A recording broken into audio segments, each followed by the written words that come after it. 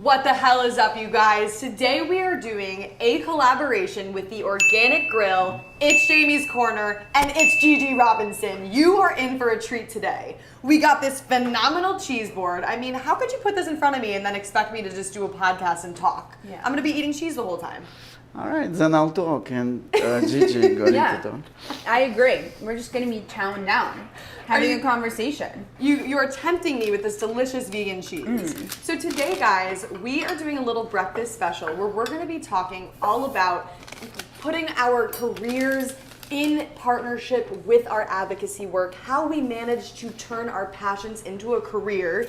Vlad being a chef at this incredible vegan place in the West Village, Gigi being an advocate, a model, a spokesperson, and me just being the wackadoodle that I am. So why don't we just all go around and introduce ourselves? Gigi, let's start with you. Don't mind me. I don't even know what kind. Can you tell us about this cheese first? I mean, it looks so good. I haven't had a spreadable cheese on a bread like a gluten-free bread like this in so long. But I am a public speaker, New York City native. I was born and raised here, so I know that we have the best food in the world here in New York. Some of the best, if not the best, vegan options in the world are right here, not only at our fingertips, but footsteps away from some of our favorite spaces. We're right near Washington Square Park and NYU here today. But I do public speaking about mental health and body image and chronic illness advocacy. And Jamie and I met 10 years ago in high school, and now we're old. So, yeah. All right, speak for yourself. I feel like I'm still like 16. The way I partied this weekend, you know, just we're not going to talk about that right now. So Vlad, why don't you tell us, what do you have going on? So, taking into consideration my accent, I wasn't born here, right? So I came from Ukraine 30 years ago, and for the last 22, we as a family manage Organic Grill, all right? And this is something that I love passionately, and hopefully will continue for more. I think that there's so many ways to advocate for a plant-based diet, and one of the best ways is through food. You are showing people that you don't have to sacrifice anything from taste, from texture, from flavor. You can get everything that you need on a whole foods plant-based diet, health-wise, flavor-wise, and honestly, you feel better and you're not hurting animals in the environment. Your impact is significantly reduced. So I'm Jamie. I have a YouTube show, a podcast, Jamie's Corner, and I do everything from film, public speaking, to advocate for animal rights. I do undercover investigation footage, and really my passion in life has become something that I never thought it would be. You know, growing up, I really thought I would maybe go into the acting world. I thought, ooh, it would be really cool to be a journalist, so I studied journalism and media in school. And then I connected with this cause, and it became my whole life, my identity, my passion, and my purpose. And I started meeting incredible people like you. I mean, Gigi, you knew me before I was vegan. And so we're gonna talk a little bit today about how the transition to veganism might have been tough for certain relationships because people saw me in this one light. And then when I went and I changed to become this advocate and a completely different person, people in my past, my friends and my family were like, who is this person? And why does she care so much about, you know, animals and the planet? Like, what is going on? And I feel like it did create a little divide with certain people in my life, and now I'm actually changing some of those people, and I feel like you have come a long way in the vegan journey. Yeah, definitely. I mean, so you are sequence of her work, basically. Sure, yeah. She can call me a testimonial. Thank you. I'll give her a good testimonial, a good persuader over here. My little grasshopper. Yeah. But yeah, I don't remember, was it high school where you started going vegan? Vegetarian in high school. And I just remember, like, in high school, it was a time where we also went to LaGuardia, which is like a very intense high school. We weren't there from the normal hours of 8 a.m. to 2 p.m. We were there from 8 a.m. to 4:30 p.m. plus after school stuff a lot of the time. And well, it was a performing arts high school. Yeah, for context. But if you don't know LaGuardia, you should look it up. And basically, I think in that, everyone was so busy that I'm not saying it as an excuse, but you know, you're a teenager, you just want something quick and easy, and you want to also not be like strange, and you want to be the person that's not eating in a way that's gonna make your friends feel weird.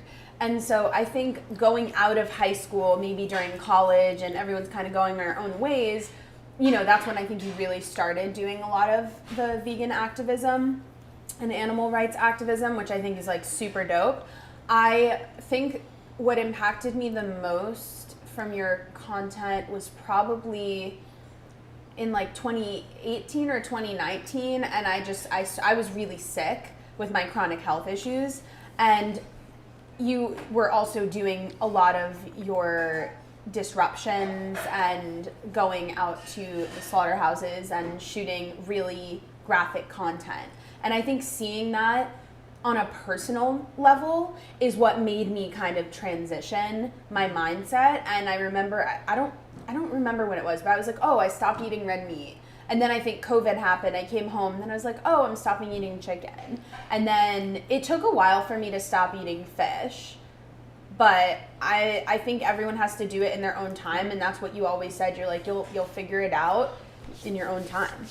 I have a question for both of you. So, what made you not to feel alienated when she was on this path and you were still debating and figuring it out? And what did you do consciously not to push her away? Yeah, so I mean, when I first went vegan, it's this fire and this passion inside of me that just, I wanted to speak up and change the world. I saw this injustice and I was like, I'm gonna share this with And the this world. is a common reaction. And people are gonna change. And I slowly started to realize that it's gonna take a little bit more work than just telling people what happens. And that was really hard because it's like the people that I love so much didn't connect with this issue the same way that I did. And in fact, a lot of my friends in high school would be like, here, try a chicken nugget, eat it, eat it. And I felt super awkward and uncomfortable. And I felt it wasn't shame, but I felt like I was the odd one out, the black sheep, the person that was like causing issues, and people would ask me a million questions at the dinner table, and like I just wanted to just fit in and not even have this be a conversation. So I guess why don't you start with how do you think that I helped you along the way and made you not feel alienated? And then I'll talk a little bit about how my advocacy has changed over time. Yeah, I think definitely in the beginning it was a lot more like anger that you like from also as your friend. Like I feel like I can say this, like it was from a place of like, oh my God, I'm so angry it took me so long, and maybe there was resentment, and also seeing all that really intense gore in person, and then editing it. I know for a while was your job to edit that kind of really intense footage, and that was making you like really even more fueled up, but not, I wouldn't say in a good way. I think over the years you've seasoned the way that you talk about it in a way that like you know the facts now. You don't need to be aggressive with it. You can just know the facts, and you can also create content in a way that's digestible. Because I think some of the slaughterhouse footage, like you said, you can't just show it. There has to be like what changed here in someone's mindset that made them go from meat eater to now animal activists. And so that I think also really helped as you grew into the producer and the personality that you are now, and have these platforms. It went a lot. It's a lot more digestible now. I think for your everyday person, it's really great. And I think in terms of feeling alienated, I mean, I think it's really interesting. We joke about this all the time. We'll just be, hanging out with people, and they'll like, we can just kind of not joke, but be like, whoa, like you're just eating animal parts like on your plates. Like it's weird. It's a shift in perspective versus before you're like, this is protein. So I think for me, I mean, I'll get into why I also fully went vegan for the past, I think 6 months or so, and how that changed my life later. But I think overall it just really has to do with also personal mindset and realizing that you're doing it for yourself, whatever reason that is. If that's for your health, like me, that's what it's for. If it's for the environment, that's what it's for. If it's for, cooking and innovation within a field, that's what it's for. If it's for the animals, that's what it's for. And it could be multiple. It's multiple reasons. But what I'm also hearing is that you were so intensely involved because you were starting to do activist work, but you also did it professionally. So you were completely immersed with the issue when people usually are not as involved, right? So it's a completely different perspective. You are like living it every day, and they're just living their life that is not that much similar from what they used to. So were you able to keep the relationship because you were just good friends, or because you kind of did something to understand each other more? Well, listen, I am angry. 80 billion animals are being slaughtered every single year. They are being confined. They are being mutilated. They are being tortured. I am furious about it, to be honest with you. I am devastated about it. I wake up in the morning, it is what I think about. I go to sleep, it is what I think about. I could get emotional and cry about it right now because it is so unfathomable what happens to these animals, and I am angry about it. And you know, I think there has to be a way, how can I be effective and how can I reach people? And if that's going into a grocery store and doing a speak out and speaking up for these animals, then I'll do it. If it's a matter of making a film that's educational, that's a little bit moving with music and whatever, I'll do that. If it's doing a speech at a college, I'll do that. And if it's doing my humor, outreach, YouTube style stuff, then that's what I'll do. And I'm going to reach people, and I'm not stopping until this world changes, because it is an injustice. It is just unacceptable at this point. And so I think a lot of my friends and family, they saw certain types of this outreach, and it's not that I don't think I was doing necessarily anything wrong. I think I am guilting them, and that is why they were getting upset. As vegans, we are like mirrors. We are like reflections for people. We show them the horrors that they're participating in, and a lot of people just don't want to hear it now. They don't want to hear it yet, and so that's the problem. So my answer to all of this is, it's not you, it's not me, it's you. It's your own guilty conscience, and I'm just pointing that out. And if I go into a grocery store and I'm yelling about it, by me doing that, that's not making you any less vegan. That's just making you be like, oh, well, because she did this, it's my excuse to keep harming animals. Well, you. You. You know what? You are going to make the connection and go vegan at some point, because if it's not for the animals, it's going to be for your health, or it's going to be because you're running the goddamn planet into the ground. Period. Wow. Mic drop if we had one. So, he dropped. Thank you. I really don't think that there's a wrong way to do activism. I think the worst thing that you can do is to not do anything at all. I would definitely agree on that. And I also think a big part of staying friends is, yes, being good friends from the start and having like a great friendship, but also like being willing to hear each side, being willing to have a conversation of like, you know, oh, I'm still eating fish right now, you know, this was years ago, but like I'm still eating fish, and then she can say, okay, well, here's something informative you can watch, Seaspiracy, you know, it's on Netflix, it's digestible, and here's some other facts that you can, you know, really research and see how it's harming your body, right? So I think having that, and also on the receiving side, being open to, not that you have to be the educator, but being open to hearing the other side and not pressuring someone into it, but just being like, these are the facts and this is how it's affecting you. And for me, as someone with chronic health issues who grew up with them, I think honestly, like a big part, one are the issues themselves, but two also is the diet and what's going on. And so, you know, I just think over time, I had to come to it myself. I couldn't be, there's no, if 100%. A vegan person is, or somebody who eats on a vegan diet is pressuring another person into being vegan, it's never going to work. You have to do it yourself. Well, that's what I realized. And I think to answer your question is that no matter what I said, what it would say, if somebody doesn't go vegan because they want to go vegan, then what's the point? They're not going to stay vegan. They're not going to, you know, I don't want to stand there and have to force feed somebody. I want them to realize that this is the right thing to do, that this is a healthier way of life. And so I think ultimately, depending on the person that you're talking to, you have to adjust your tone. I can say for myself that I went through transformation of my role in a restaurant. It changed like in the last 5-6 years dramatically. I always thought that I'm the one who provide atmosphere, but I have to be behind the scene. Like always, like I have to create dishes, I have to create atmosphere, and I don't have to bother people if they come in with a group of friends or by themselves.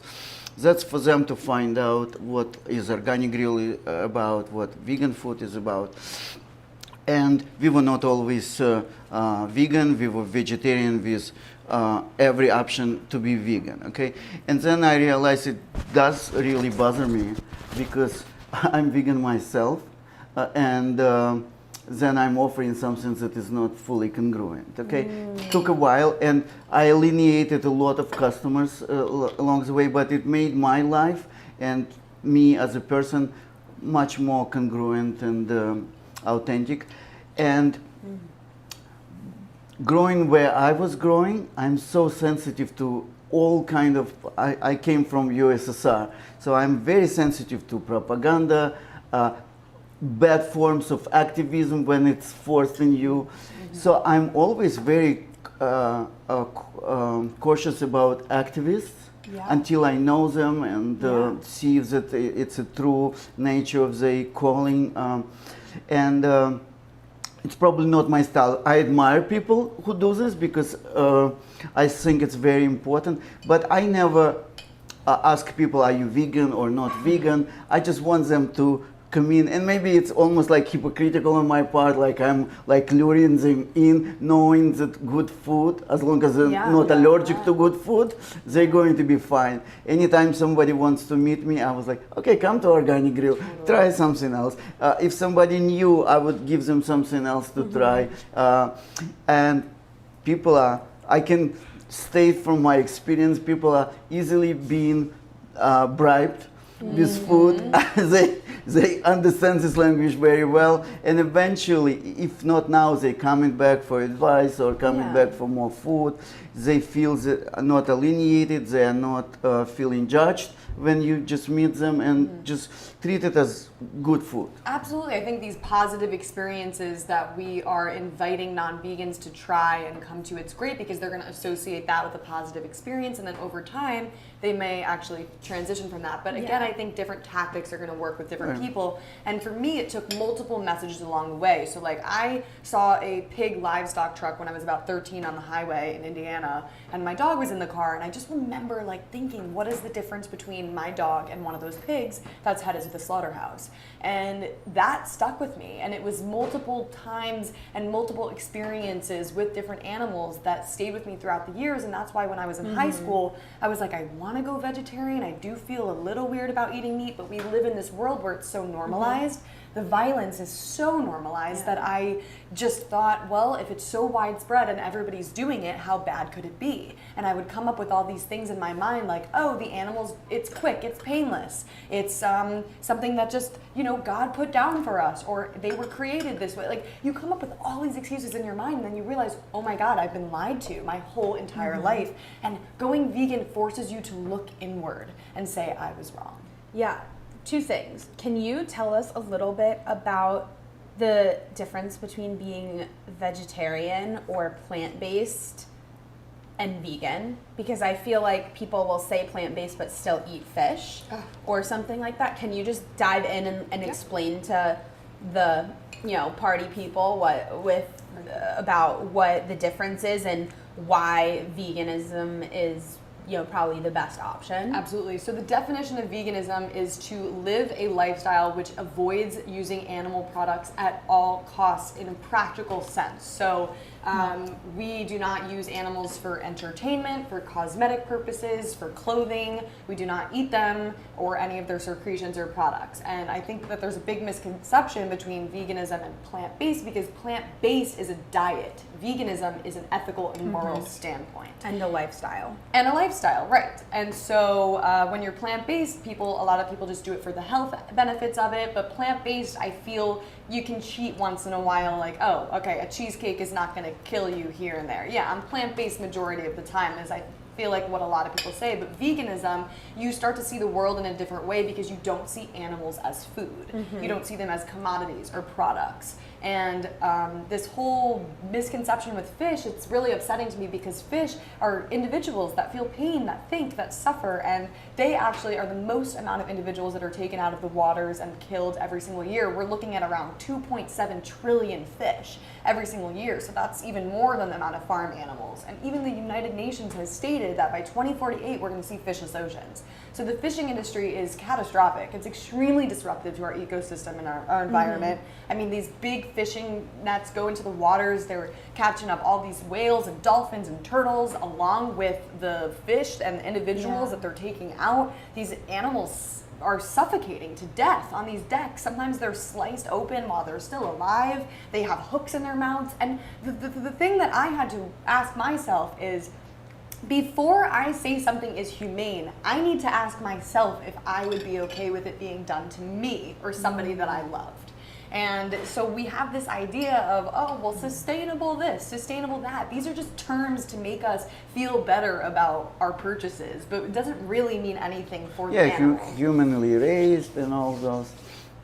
Humane slaughter. Please tell me, what is that? What does that look like to you? Yeah.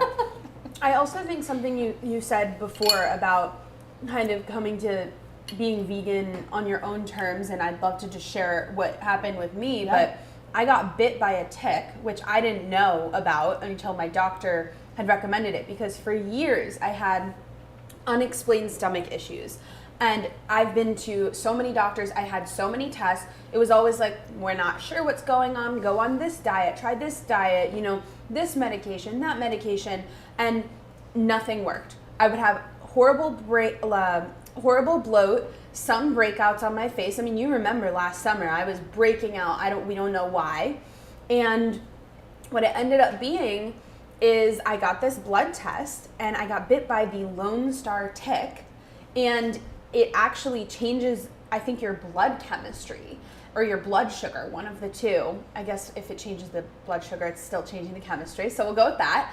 And it means that when you eat meat or animal products, that your blood sugar reacts to it and causes a body response to make your body have more inflammation and just react in a way that was making me sick. So the tick makes you allergic to animal products. I feel like we need more of these Lone Star ticks. I love that. I'm going to go to a lab and manufacture them. Yeah, go maybe in a healthy way. But it's kind of crazy, because after over a decade of looking for an answer, it's wild to me that, yes, I have the proof from my blood work, but also the past 6 months I've changed my mindset here, and I've talked to you a lot about, I'm worried about binge eating, because what I would do is I would used to say, I'll try being vegan, and then after I would eat like some mozzarella or like some ice cream or some nachos, and not at a vegan restaurant, of course, so it was a little, it was the real stuff, and I would get sick, and it just got to a point where I was like, I can't keep making myself sick, like it's gonna be worse. But also, besides that, it is this lifestyle shift where I'm like, I don't need to deprive myself of anything. I can eat as much or as little of it as I want, obviously, hopefully in moderation, but I'm not gonna be putting myself on this big, like, there's a scarcity of plant cheese, or there's a scarcity of nuts or fruit. Like, I can eat all of that and get that same feeling as if I was, eating animals, I guess. I think it's all in the mind. Like, it really, it's the biggest shift for me has been the mindset around it being a lifestyle for my health and not a diet. Yeah, and I feel like I made little comments along the way that would make her feel a little uncomfortable. I mean, we were still able to maintain a pretty close friendship, even with my transition to veganism and my activism. And I feel like what was happening was, at least in the beginning, was I was kind of alienating myself from a lot of people. And I was like, how can I make this sustainable and last me a lifetime where I can advocate for the animals, but also like not be alone for the rest of my life. Right. Like even my dating scene, I was I we don't can talk want to about that. Yeah, it was hard for me to date non-vegans, and like I would just be grossed out, you know? And so how was I able, it's like you almost have to desensitize yourself, and which is really hard, because after going to slaughterhouses and seeing animals be killed and really like be so deeply connected to the process of it. It's almost like your mind has to do mental gymnastics to justify it. to justify sitting at the table where those products are. But you can look at it differently also. It's not justifying injustice, it's just to see where they're at. They have completely different experiences. They don't know right. fully. So right? you have to always kind of start where they are, and it's a common phrase. But if you think about it, she had no clue what you went through, right? And unless you share it in a way that she can hear, it's useless. That's it's the useless. key. Yeah. Guys, I wanted to ask you about something that really kind of puzzles me about both of you. I met you separately, not knowing that you know each other, so now I understand you have a similar background, right? You went to school that predominantly focuses on artistic qualities. So you had all the prerequisites to become media person, let's say, right? But there are many, many ways to become a media person, right? And I've seen it with Jamie, and now I see it while talking more with you, that you guys kind of choose to be media personality before becoming a media personality, right? Was it natural transition, or you kind of consciously decided to develop certain skills to do it, because you kind of took your own direction with it, right? Do you want to start? Yeah, sure. I wanted to be a photographer. I've been shooting photography since I got my health diagnosis. Jamie modeled for me back in the day, shot some of her first headshots, I think, like in your mom's apartment, right? Yeah. That one. And, you know, we just became fast friends after that, I think. And You were also pretty shy in high school. oh, yeah. I would like sit in the corner. No one could talk to me.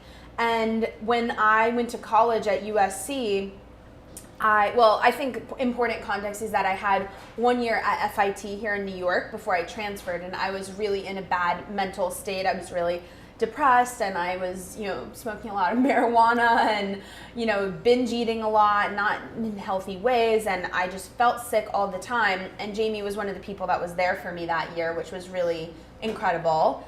And then I went to California for 3 years for the rest of my degree at USC. And what happened... That's when you stopped being shy?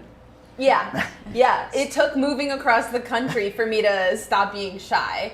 And so I think that what happened is I just realized that I was the one holding myself back. And again, it's all about mindset. You'll hear me talk about mindset, whether it's with what you're eating, whether with it's how you're dating, whether it's for your health and understanding it, whether it's for your career. I mean, it all comes down to how you think and believe that you can navigate the world. And so I decided to just be more happy, more positive, more outgoing. I was like, if I don't take this opportunity, someone else will. If I'm not the hardest and nicest working person in the room, things aren't going to come back to me. So I always try to be hardest working and nicest, kindest. So, and I noticed it about you guys. I even made myself a note, talk about positivity. Is it something that comes naturally to you, or you had to work on it? For me, I think it does come naturally. I like bright, happy things. Feeling sad doesn't feel good to me. It's okay to feel sad every once in a while, but if it's like a long time, it's not something that really feels natural. But I would say, again, just finishing about how I developed my personality, I think I also was, in LA, which is where a lot of influencers come out of, and I was around a lot of it. And as I was around a lot of it, I just naturally started posting my work online and talking about health issues, because that's what I was going through, and I didn't want anyone else to feel alone, which I'm sure you can relate to. Creating educational content to make people feel less alone in their journey, to help them feel like seen, and like I can be a young 20-year-old and be in a healthy relationship and travel and eat in foreign countries and make it work as a vegan. I think those are things that I really enjoy seeing, and I'm going to start talking more about on my pages, I think, eventually. But I just, on that note, like positivity, what happened last week is I was in DC, and I was trying to go out and eat, and I called ahead and I said, or I looked online and I messaged them and said, do you have vegan options? They say yes, and I get a salad with radishes and tomatoes. That was it. Nothing that would even be served here. Not real vegan food. And I texted her and I was pissed. And so in that moment, I was so mad. Like, I was grateful that I got to be on this trip and that there could be an option, but ultimately I was angry. And I feel like, unfortunately, veganism is not, and vegan cuisine is not that widespread, even in big metropolitan cities. Like, it's not where it should be, and that made me mad. And so I was trying to see what is the positive lens I can put on this, which is I just have to call ahead.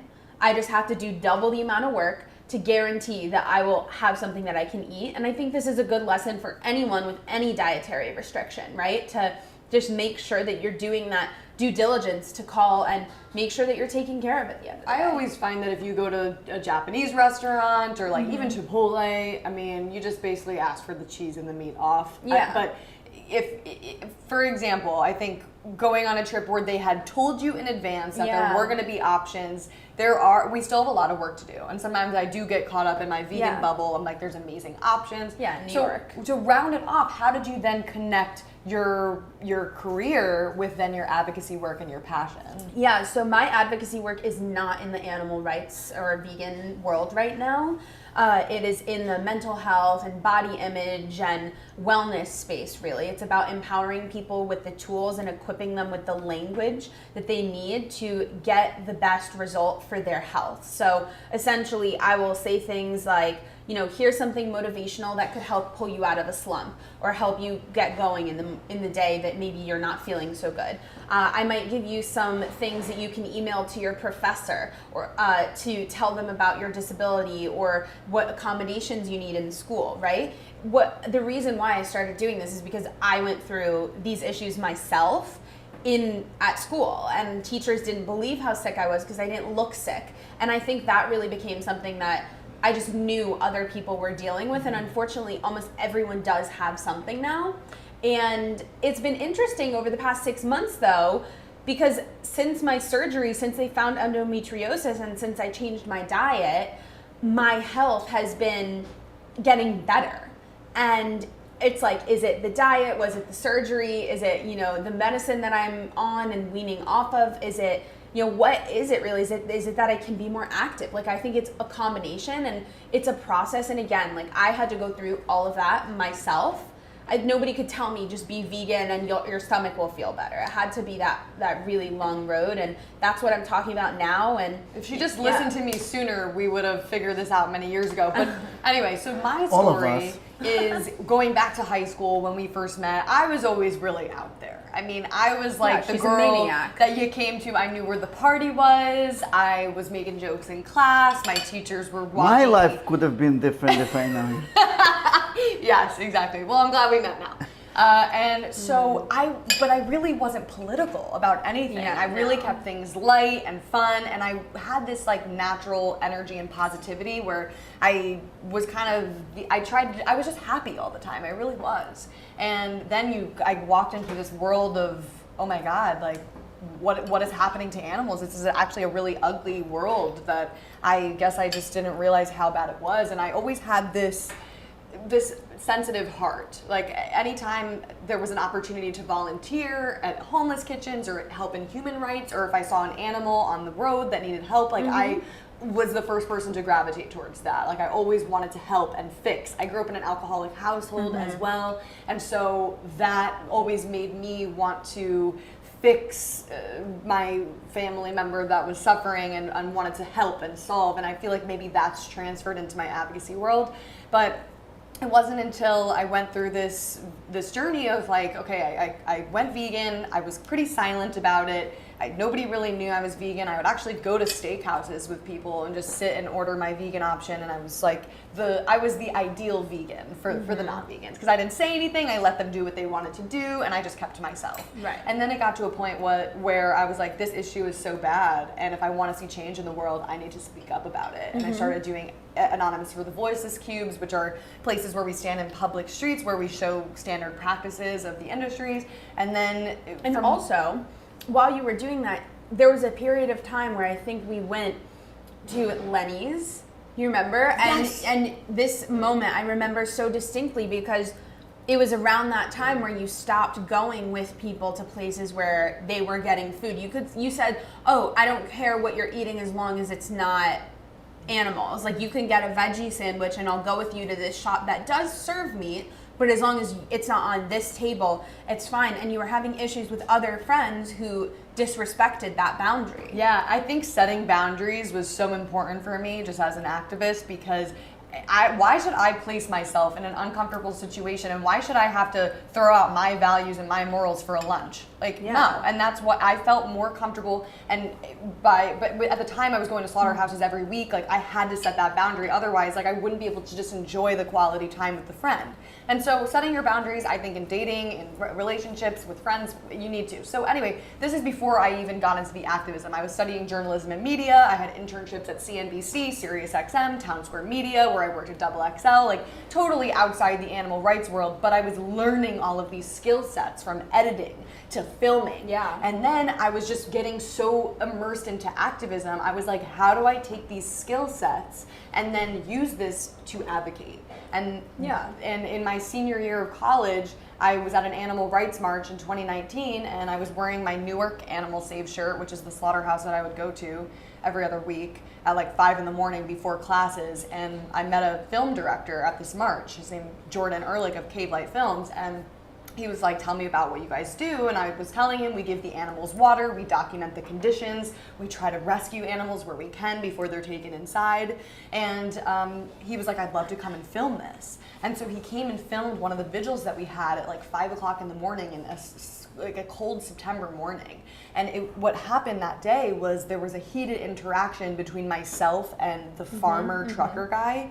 And it really brought to light what was happening to these animals in an entertaining way for the audience to actually watch this story. Engage, yes, exactly. It was engaging. And the film ended up getting over 20 million views. It went worldwide, completely international. And in that moment, I said to myself, oh my God, I can reach so many people with this message through film. This is what I'm gonna do. And so I started interning with Cave Light at first, where we produced a film together in the midst of the pandemic, where everybody's pointing the finger at China. And we were like, well, what about the 80+ live animal wet markets here in New York City? So we produced a film about that. That got 10 million views. And then I've produced 6 films since. And I was like, this is what I want to do, and how can I now make money through my passion? So I started working at Cave Light Films, and then recently I just started working at Generation Vegan, which is an amazing organization. It's a film company as well, basically, where we tell important stories in the movement. We also do plant-based food drives, and we help people, and we really focus on the intersectionality between veganism and human rights, and all the people that are affected by the factory farms, by where they're located, the people that don't have access to healthy alternative options, because down the road, the people that are eating all the fast food options are suffering from horrible diseases and viruses and I mean cancers, and it's really awful to see that they need those resources, and they absolutely should have access to healthy, affordable options. And also, tell me if I'm wrong, because I don't think I'm mistaken here, but I also encourage you to start Jamie's Corner. Oh, okay, yes. And to do a lot of social media stuff and kind of become, really entertaining. So talk about that. I wanted to mention this. So you honestly have been my biggest inspiration in the social media world. I mean, as she was growing her page, she's getting, on morning shows, and she was in a Sports Illustrated swimsuit, and she was able to immerse herself in the media with her message. And I was like, I want to do that. I want to be able to reach non-vegans, not just be in my little vegan bubble. I want to reach outside of the community and advocate. And so Gigi was like, just start posting every day. This is what you need to do. And I think the more I did it, the more I got comfortable with it. I was kind of like, I don't want to be an influencer. Like, I don't, it's not for me. And it kind of just happened in a sense where I was going to these AV cubes, and the conversations that I was having with people, I never thought to put a camera on this stuff, but because I was working for the film company, Jordan said to me, he's like, why don't I just come and film, one of your conversations, let's see what we got going on, and then we could post it on YouTube. Worst comes to worst, nobody watches it, but we can at least film it. Best case, it goes viral. And that's what happened. And so I started editing through this footage and I'm like, there's something really funny in this, which it's nothing about what was happening to the animals is funny, but it was the interactions that I was having with people and I was like, this is kind of entertaining. So Maybe we can find a way to pair the two using humor, but also informational work and conversation to create this show, and that's how Jamie's Corner was born. And since then I've just been growing it. I take little snippets from the episodes to convey the information, and it's me. It's not me being this angry activist that this outside person that I was like portraying, like yelling at people where I didn't want to yell at people. I'm not a mean person. I'm not angry. Actually, I'm pretty happy myself. Are you sure? Except you. I'll yell at you, Vlad. But I just, I wanted to just be myself again, and I think anybody in terms of activism needs to channel their inner qualities, their inner self, to be able to do this in the long run. Well, what was important for me, and I'm a different generation, it's very common for activists to have their job. Okay, this is how they earn their living, whether it's congruent, if they're lucky, or not congruent with what their values dictate, depending on how people are able to find the employment. But the rest of their lives they dedicate to being activists. Okay, it's like almost like two separate lives.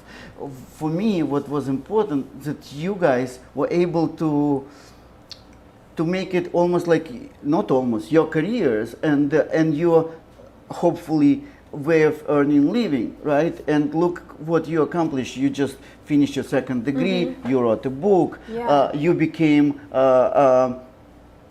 editor for the biggest vegan company. So there is a way for activists to earn living this way and be congruent and be authentic with their own values. For me, it was tremendous to see that you guys didn't cut corners and went with the best offer for fashion photo shoot, okay, or do something else that make you living, which is earnest living. Nobody would judge you for this, but for you personally, it wasn't the way to go. It might take longer, it might take some obstacles and time, but look where you got yourself.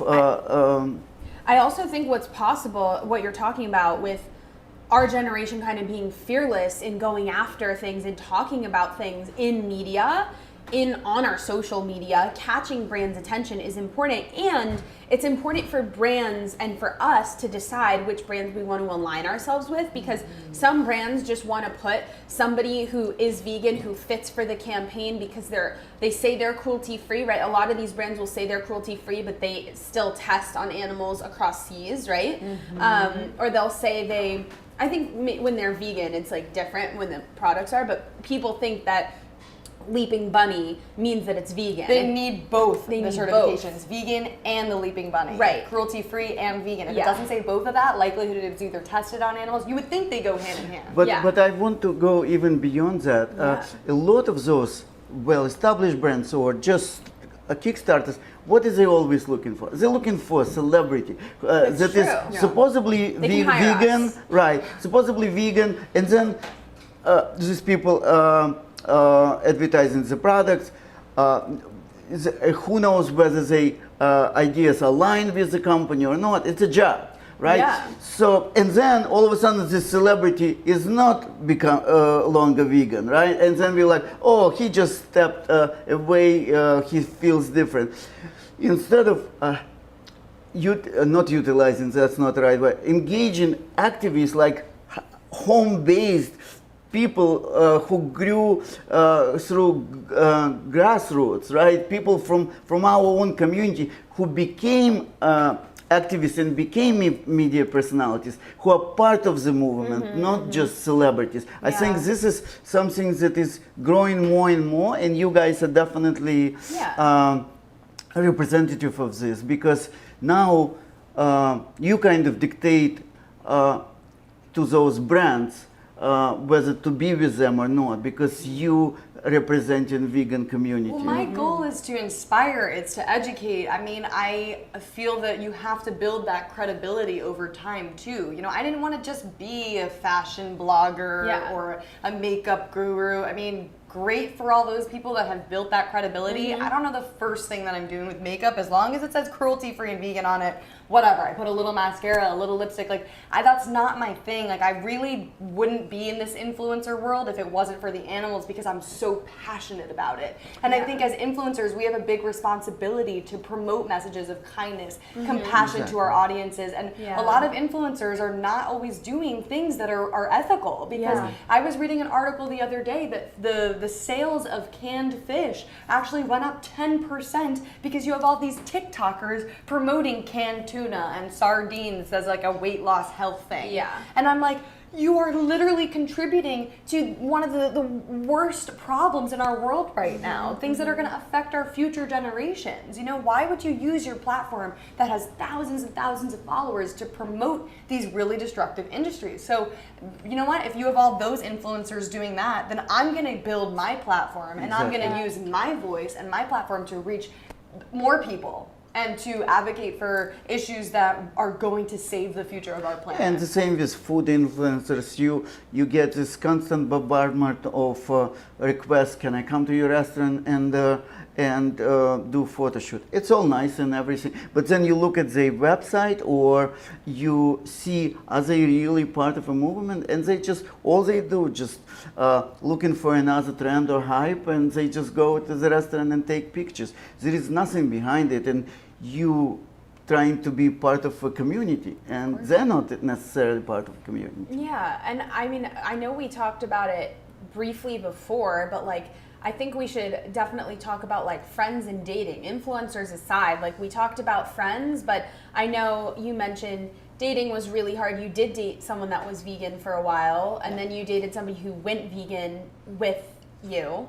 I'm dating someone who eats vegan around me, but is not fully vegan. And so I think that was one of the things I was scared of. I was like, oh my God, this person's gonna think I'm crazy. Like, being vegan is sometimes challenging. You know, it's, you like certain things certain ways. You need more food. You need more nutrition, maybe more frequently than people who eat meat, I think. Like, or in terms of like, I feel like people who eat meat eat like a big breakfast with like eggs or something, and then they eat like a big lunch with like the protein, and they're not snacking. But I snack throughout the day now, and again, I feel better. But I was really worried that, you know, a potential partner would just see it as like something that was hindering the relationship, that was always annoying, that was just something that was bothersome.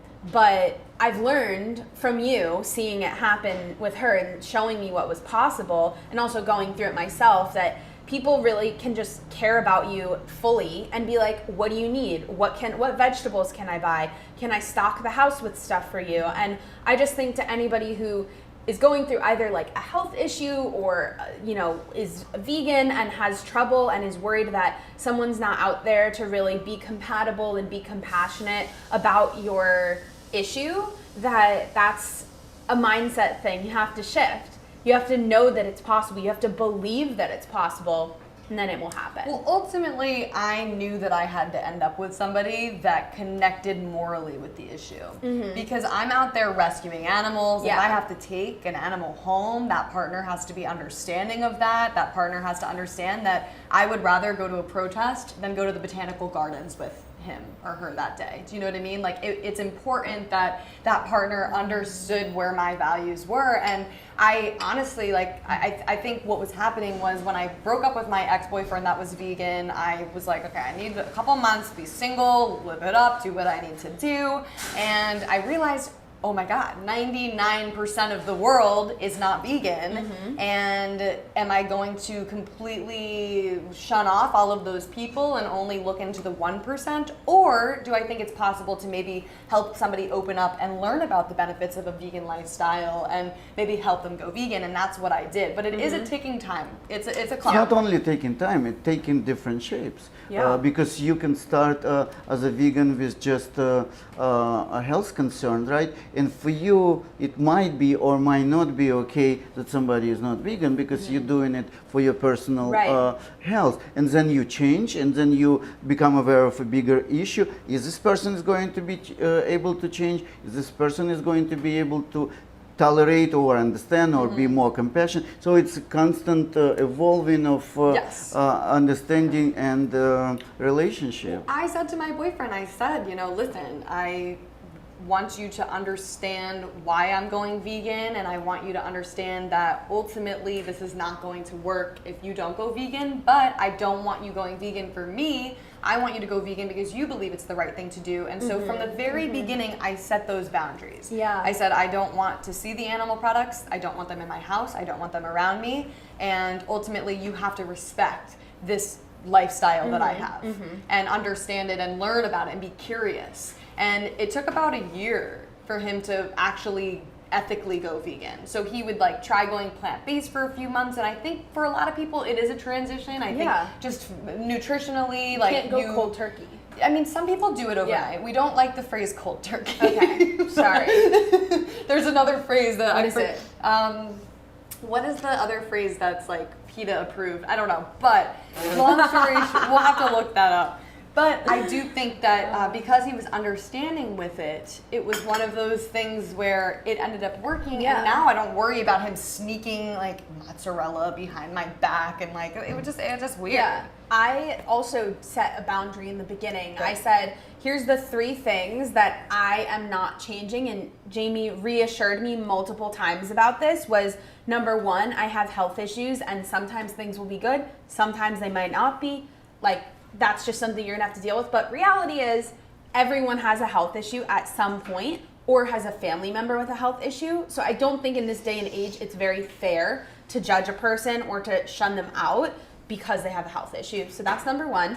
Number 2 is obviously having a career, a public life, being in social media and making that clear that there's no amount of I don't really want you doing this online that is going to make me stop that because it's my career. And if someone doesn't want that, then oh well. And the 3rd thing was being vegan. And it was this is my lifestyle. We're gonna need you to make reservations at vegan restaurants and go to fun maybe animal sanctuaries and things like that.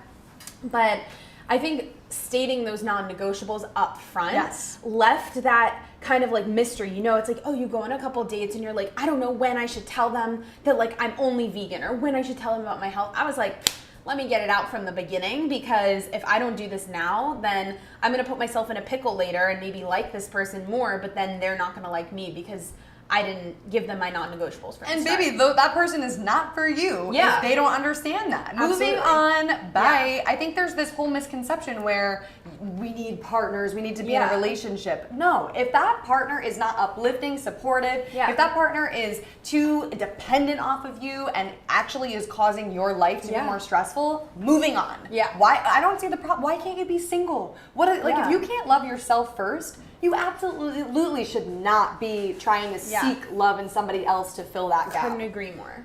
Could not agree more. Nothing wrong with being single. Yeah. And Vlad's a married man. Yeah.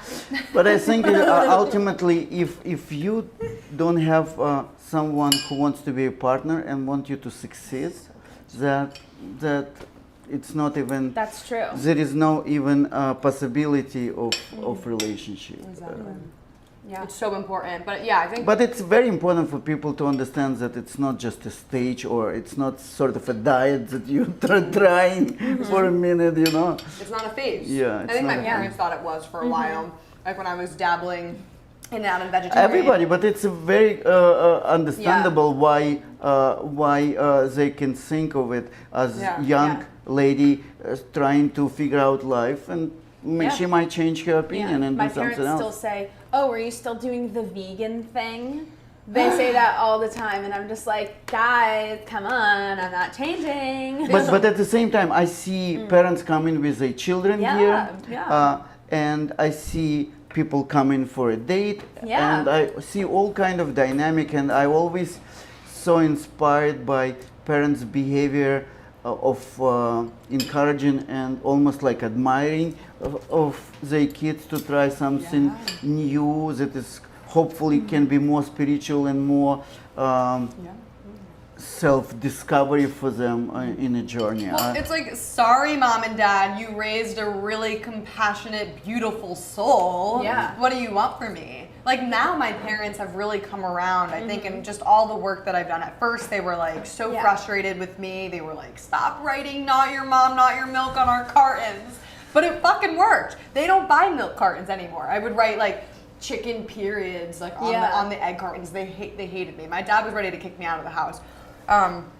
So that being said, I feel like we've come full circle, and I took him to sanctuaries, animal sanctuaries, and I feel like that's what made the biggest difference for him, because he was actually able to see these animals have personalities. Like, they're so cute. They are adorable, they are smart, they are loving, and they'll show you love and compassion. And so that was, I think, the biggest change for my family, where now my parents are very supportive of my work, and they strive every day to become more plant-based. I mean, I've only been vegan for about 6 years. But if you think about it, it can be really a bigger issue too, because you can transform it to any other thing, not to support the children, okay, and children feeling superior and more understanding of the world, and the parents are like things of the past and have a different mentality. So if your parents wouldn't accept you, they would probably lose you. Okay, and just thinking about it myself with my kids, if I don't understand what the culture is and what they really striving for, I'll lose them. And this is the last thing I would want in my life. So yes, you think that you change them, but it was a big part of their desire to keep in touch and still have a daughter in a relationship. They might not even fully understand it, but they would want to do it just to be with you. And then all the benefits came about. Right. Well, they did take those actions afterwards. So like my dad was pre-diabetic, high blood pressure, high cholesterol. I mean, really on so many medications for his indigestion, all of these problems. And he went almost fully plant-based and just saw the benefits for himself, and that was all I needed to say. The proof is in the vegan pudding, baby. Like, just eat plant-based and you will see that you will thrive. Like, I don't even have to sell this lifestyle. It sells it for itself. Absolutely. But I'm saying that initially it's a desire to be together and understand and being compassionate to each other. Otherwise, relationship won't happen. And for me, this happened not with the vegan stuff in terms of it being my work, but mostly in doing social media as a career. I mean, it's so kind of confusing. I mean, my parents don't know what I do day to day. They don't understand what work goes into it. They see I'm going out, they see I'm doing interviews, they see some of the byproducts, but they don't really see all that hard work. But regardless, I'm really grateful that they have supported me, because like you're saying, they didn't really care. You know, I gave them a plan, a deadline. I am transparent with them. I tell them, you know, how much I'm making, what I'm doing. And at the end of the day, I feel like that is what also builds the trust, but it's basically showing them what I do. And you did that in your own way. And I think it's really a great transition there. Yeah, it's like with the meat, dairy, and egg industries, they put billions of dollars into advertising these products, from, you know, TV commercials to billboards to eat more cheese and you'll have stronger bones, or whatever the hell they say. It's just so ridiculous. For calcium. Drink milk for calcium, this and that. Meanwhile, you see dairy farms that are burning down, 18,000 cows are being burned alive. It's like, you have to put so much money into advertising your products because they're disastrous to begin with. It's like with a vegan lifestyle, I'm not making anything by telling you, eat a plant-based diet. And also I find it really interesting to learn more about how much like making all these nut milks costs in relation, and how much water is used in relation to animal agriculture, right? Yeah, the numbers are astronomical when you look at the dairy milk compared to oat milk, soy milk, hemp milk. Almond milk is a little higher, but nowhere near the amount of water used for cow's milk. And then the other thing I'm kind of interested in hearing from both of you, just because I feel like a lot of meat eaters in my life are just bringing it up to stir the pot, but how do we feel about the lab-grown meat, since it doesn't technically harm animals? I think it's the future. I think that I don't care what people eat as long as it doesn't harm the animals and the environment. Eat whatever the hell you want. And you want to stir the pot, like I know all the facts and the information, and I've noticed that now people don't even come at me because they don't even want to get into conversation because I will win every goddamn argument over and over and over again. And I'll do it as calm and collected and just sit there and ask questions, and people don't want to get into it because they know that I'm going to make them look like a fool. Yeah. I don't know, for me it's, I don't have an opinion, that's for sure. But what I have an opinion about, I almost feel like there are two different ways people become vegan. One is like OG, traditional way where people are evolving as a person, okay? And becoming more spiritual, becoming more self-aware. And this is, I think, is a right way to become vegan. And there is another way when you, with all the variety and the diversity of food that is offered, you like literally can turn vegan tomorrow. Okay, you just start eating Beyond Meat, you just start eating cheeses, so you just eggs, you can literally become vegan eating all this stuff. And I feel like there's might be, I'm not saying it is, but it might be a case when you're still having carnivore mind, okay, but you're just eating plant-based, okay, so you're not trying to work to become more compassionate, you're not trying to become more understanding of the environment and stuff like this, you're just kind of changing those elements,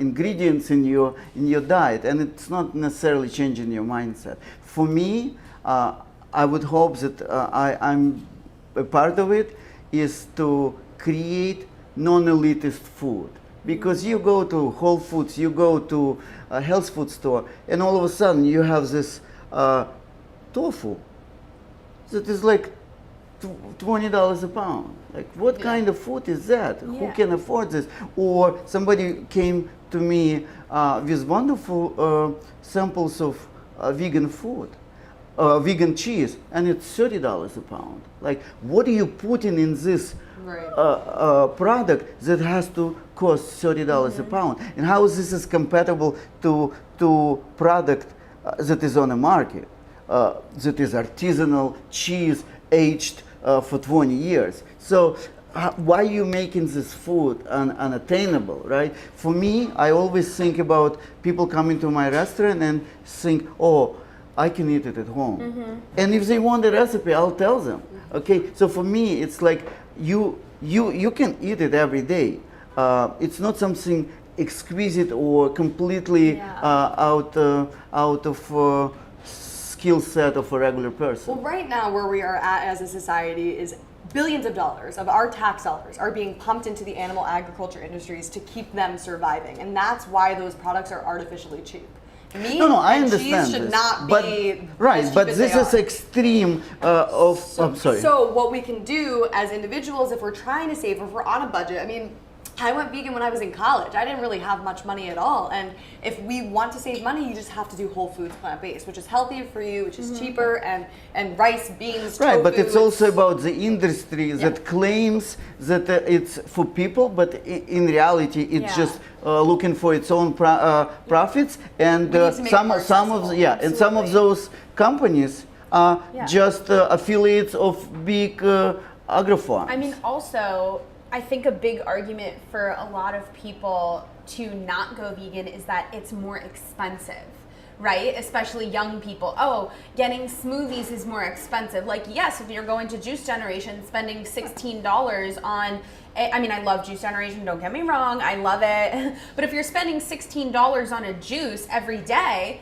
that's gonna add up. And you don't have to drink matcha all the time. You can have English breakfast. Yes, but these are the same people that go out to Nobu and different sushi restaurants and then claim, oh, veganism makes it expensive. It's all about the excuses. But I think that each one of us, we're doing the work that we can do at an individual level to make the world a better place, and just recognize that by living our passions and by living our our truth and being ourselves, we can then help and inspire other people to do so. You're doing it through food, I'm doing it through video and advocacy, you're doing it through speeches, through social media, and through so many other ways. So I'm so grateful to have known you, because this is a movement that has brought me together with people I probably would have never crossed paths with.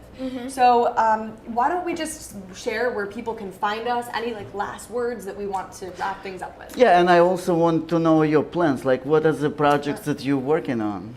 I'm still doing a lot of public speaking, so you can book me to come speak wherever you want. I also have a book called A Kid's Book About Chronic Illness that you can buy on Amazon, I was about to say Whole Foods. Amazon, Barnes That's and the next Noble, step. Walmart, yeah, maybe Whole Foods eventually, I don't know. And yeah, just hopefully some other fun, longer term projects and series that you can find at It's Gigi Robinson everywhere, gigirobinson.com.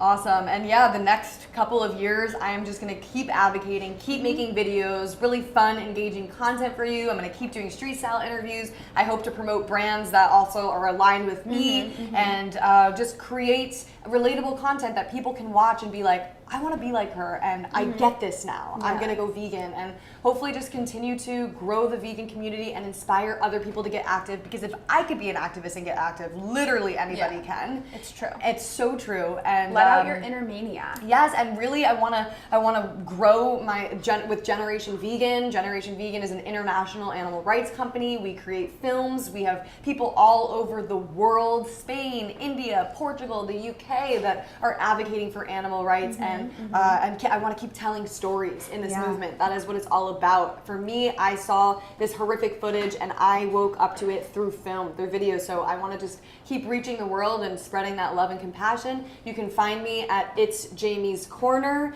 on Instagram. My YouTube channel is Jamie's Corner, and also my website is itsjamiescorner.com. And for me, I was reflecting on what is the next step in my journey. For me, it's expanding and creating community beyond just food, because I've seen a lot of people starting vegan diet, but they don't have friends that are vegan, and they slowly fall out. And I thought, what would be good for me? And that's what I want to create right now at the Organic Grill. We have concerts, we have punk nights, we have cooking classes that we're going to do a lot in May. We do veggie comedy nights where all the comedians are vegan. And all these concerts and all these activities, we have vegan poetry nights, kind of for you to choose, like from our menu, that you can do some fun activities while eating vegan food. Yeah. For me, it's important. And thank you guys so much for listening, and I want to see you doing your activism, doing your thing, and until next time, thank you. All right. Wait, we'll try it one more time.